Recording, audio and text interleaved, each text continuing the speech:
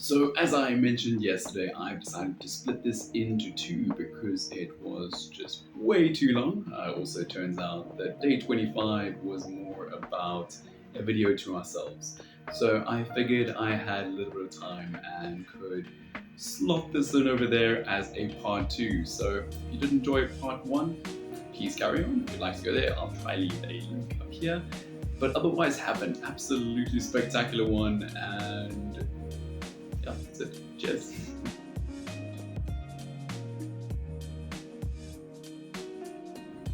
So yeah, I'm curious to see anyone who's watching this, if anyone's watching this, how your mind works. How do you see the world? When you look at a car, when you look at a plant, when you look at a person, what do you see? Do you see the physicality? Do you just see the shapes that are sculpted there? Or do you inquire into things that are deeper beneath it, things underneath the surface, things underpinning it? To me, personally, if I look at a car, I'm contemplating the entirety of the engine, how everything's actually working, the shape of the body, going into its performance, going into what it must be like to drive it. There's almost that whole series of visualization where the whole car tends to just come apart. And the same is true of anything. Even looking at plants or the likes, it's almost looking at the root system and how it's connected to everything around you, or around it. I suppose I do the same with people to a degree. Although there, I think, I am a little bit jaded in terms of my odd fixation with efficiency. Something that has existed there for the longest time. One where I feel as though if someone's doing a job, they should be doing it effectively. There should be no lack of passion or lack of enthusiasm or lack of willingness to go harder and faster. Which is strange. I'm thinking about it now.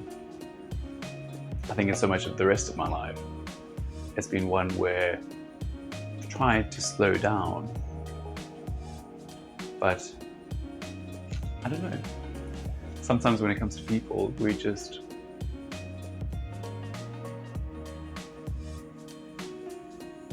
I suppose if I'm looking at it, our interaction with people is largely a reflection of how we feel. For myself, I think there's always that drive to be better, that drive to be more efficient, that drive to waste less time, which I know is not necessarily the best way to live. To me, it's always about finding that balance between that and the oneness with the universe, and finding that peace within that. But at the same time, we still need to live and engage with life, in which case it almost leads to this duality. One in which you express that exceptional calm, and on the other, we have this exceptional efficiency. And while those two sides do meet, probably to a lesser degree, I'm not necessarily sure how you go about balancing those two. Because at the same time, based on the society in which we live, there's always that drive towards being more efficient, to doing things properly, to saying, why would you take 10 minutes to do something that you can do in one, unless the sole focus is taking longer? If I'm looking at something like meditation, the sole focus is that peace, in which case, by taking a longer period of time, by really taking that time out, we're effectively being more efficient despite spending longer time on it where we could be doing other tasks, if that makes any sense. It's a little bit of a roundabout way there. So yeah, I'm just curious in terms of whether other people see it along similar lines. Is it something where I'm alone in terms of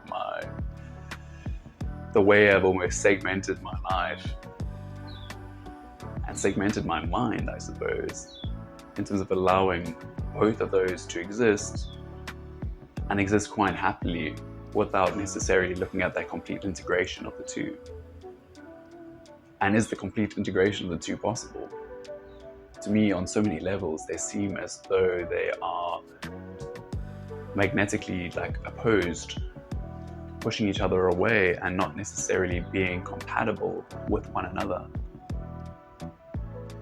And I suppose from that there, I'm kind of getting onto the story of, we started off with the man having a son. The whole village gets excited and says, you should be so happy. And he kind of says, this is what it is.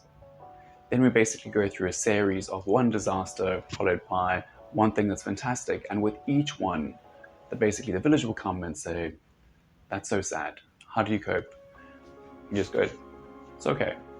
Life goes on. And I think with that, there's always that sense of yin and yang within everything.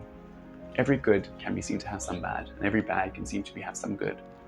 We never necessarily know where one thing's leading to, but we just have to allow for it.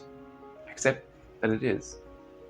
Nothing needs to be good or bad in terms of this bipolar way that quite often we view the world, looking at ourselves as the good guys and anyone who opposes us, who has a differing worldview, as being bad somehow. Opposites can exist. And opposites can be great for one another. So then why do we find this exceptional need to opt towards a more homogenous society? To say anything over there is bad. Everything that's along this path, my path, is good. And if we're looking at it, if we can take this thought to the rest of the world in terms of the way we engage, we can look at anyone who we view as bad as actually being good for themselves. No one takes on any action thinking it's evil. It might be self-interested. It might be very realist in terms of the way they approach something. But no one goes into anything thinking I'm terrible as a human being and this is my little evil or chaotic piece that I'm enacting upon the world. If you're looking at the likes of China or Russia or the US or anyone, from someone's viewpoint, they are bad. If you look at yourself, you might be the villain in someone else's story. You might be the hero. Largely just depends on whether you're fulfilling what they need at that time, or whether you're opposing it. And quite often it's not even what they need, it's what they think they need. In which case, for many, for a time, you may be the villain. And over time, that may shift and be sculpted into one where you're the hero, the one who saved them, the one who put them on a different series of thoughts and got their life back on track. We as humans are complicated creatures, filled with emotion that doesn't necessarily adhere to logic. It's important to note that. Even those of us who view themselves as rational are emotive. We are governed by that. It might be to a lesser degree, but emotion still does govern it. It's one where I have days. I have days where emotion does guide me. Other days where logic does. Some days I can be very empathetic. And other days I'm completely self-interested. And that is the nature of being human. Nothing necessarily wrong with it. So, today was a very, very, very, very, very rambly one. Was one where I just wanted to see where the day would take us. See what thoughts cropped up. See where my mind went.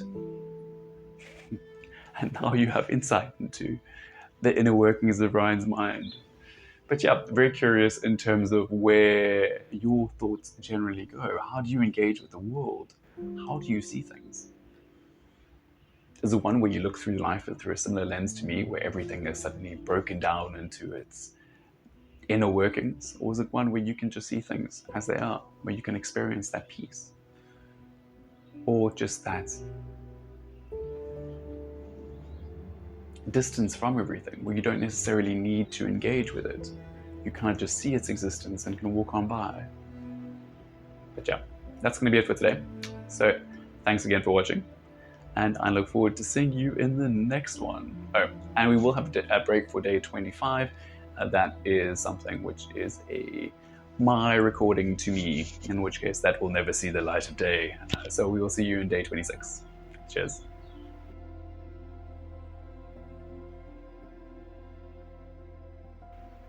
So this is future Ryan coming at you.